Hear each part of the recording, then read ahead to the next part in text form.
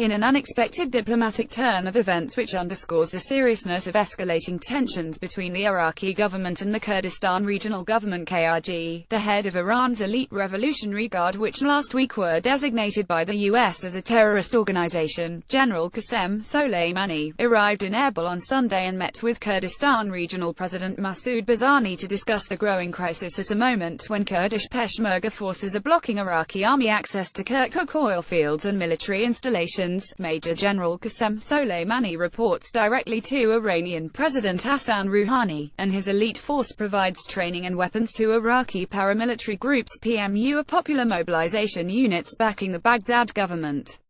The meeting comes just after President Trump announced his new policy against Iran on Friday that includes designating the Islamic Revolutionary Guard Corps (IRGC) a foreign terrorist organization. Though the United States officially backs the Iran-aligned Baghdad government in the Kurdistan crisis, Trump's speech could signal a monumental shift in policy for Iraq. This as Kurdistan officials and media are highlighting Iran's role in attempting to stamp out the Kurdish move for independence. Iranian Revolutionary Guard Commander Major General Qasem Soleimani: as we previously explained, last month's Kurdistan referendum pushed Iraq into the arms of Iran when the relationship between Iraqi Prime Minister Haider Abadi and Iranian officials was at its lowest level. Prime Minister Haider al-Abadi and perhaps most Iraqis now sees in Iran the only legitimate and sincere partner Iraq can count on, and can rely on the Iranian army and the IRGC in the case of any broader military escalation against Kurdistan, particularly in the disputed Iraqi cities, with Kirkuk now topping the list. In spite of both Baghdad and the KRG publicly vowing to do everything possible to avoid direct military confrontation, sporadic fighting broke out Friday and early Saturday near the disputed and oil-rich Kirkuk province between Peshmerga fighters and Shia militia forces PMU, popular mobilization units backing the central Iraqi government. The distance between Peshmerga forces and PMU is only 100 meters in Tuskar-Matu frontline. Kurdistan pic.twitter.com and all 3 SBL5 PC1, Lok Ghaffuri at Lok Ghaffuri October 15, 2017. On Friday night, fighting erupted in Kurmatu, a city which lies in a disputed area claimed by Kurdistan just south of Kirkuk. Footage emerged showing the direct clashes, which seemed to be short-lived. It is unclear if there were any casualties, and it appears that front lines have gone quiet since late Saturday. And now both sides are trading blame for partnering with terrorists, with Erbil claiming Revolutionary Guard units to be among PMU forces near Kirkuk and Baghdad accusing Erbil of using PKK fighters, which it says is a declaration of war. Meanwhile, neocon think tanks such as the Hudson Institute have analysts in Erbil calling for U.S. military intervention against Iranian-backed militias. According to Hudson Institute spokesman Michael Pregent, part of what we're doing out here is we're presenting the administration. The administration relies on experts out here to fuel what's going on in the intelligence community. Over the weekend, Pregent lamented what he called U.S. inaction against Iraq's Shia militias. Of course, Kurdistan media is only too happy to amplify such voices. At Pregent on threat of Iranian-backed militias to Peshmerga, U.S. response after it real Donald Trump designated IRGC terrorist entity. pic.twitter.com Dmirdovipink, Kurdistan 24 English at K24 English October 15, 2017. Meanwhile, events continue to unfold at a lightning pace. Here is the latest. Peshmerga forces claim elite Iranian Revolutionary Guard soldiers are embedded with the Iraqi army and PMU units west of Kirkuk, while Iraq accuses Kurdish authorities of bringing PKK terrorists to Kirkuk, and says PKK involvement in Kirkuk is declaration of war.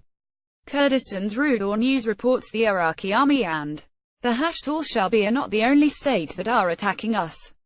We have intelligence with 100% accuracy that there are also the Iranian army and the Revolutionary Guards among them. Shwan Shaymarani, commander of the Peshmerga 2nd Brigade in Kirkuk, told Rudor on Saturday. The Kurdistan Democratic Party (KDP) and Patriotic Union of Kurdistan (PUK) met Sunday and agreed to reject any demands to nullify the referendum results as well as any preconditions to talks with Baghdad. Kurdish officials say Iraqi Prime Minister Haider al-Abadi dropped the request to cancel the results of the independence referendum as a precondition to launch a dialogue with the Kurdistan Regional Government (KRG). Baghdad officials are rejecting Kurdish media reports that the Iraqi army gave Peshmerga a Saturday midnight or 2 a.m. deadline to withdraw a face attack, calling the reports false.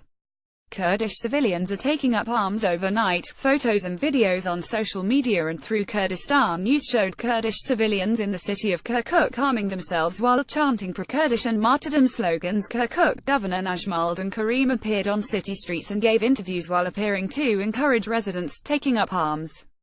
Some observers accuse KRG leader Barzani and his government officials of crying wolf to precipitate a crisis, saying it's in the KRG's interest to force a crisis in the hopes that the US will condemn the pro-Iranian PMU militias. Iraqi national media is accusing Kurdistan supporters of using sectarian language akin to ISIS Takfiri ideology. Some Iraqi outlets are further accusing of the Kurdish Peshmerga of cooperation with ISIS. Kurdistan media is confirming Iran has completely ceased all trade into Iraqi Kurdistan Sunday with a total shutdown of 3 main border crossings, including the Parwez Khan, Haji Omaran, and Bashmak crossings, though Iran's foreign ministry says nothing has changed since the end of September. Iraq's foreign ministry website is now confirming that it was our request to close border crossings. Ankara confirms postponement of a scheduled Turkish PM visit to Iraqi counterpart in Baghdad due to heightened tensions in Kirkuk region. The governor of Kirkuk, Najmaldin Karim, told Kurdistan 24 channel on Sunday that the situation in Kirkuk remains stable and export of crude oil continues to flow abroad. The Iraqi government is now signaling that it plans to revive a major pipeline previously destroyed by ISIS which would bypass Kurdistan altogether. The pipeline, which Baghdad says it will immediately take steps to repair and restore, runs from Kirkuk to the Mediterranean port of Ceyhan in southern Turkey. Already there are rumors that Turkey has rejected the plans.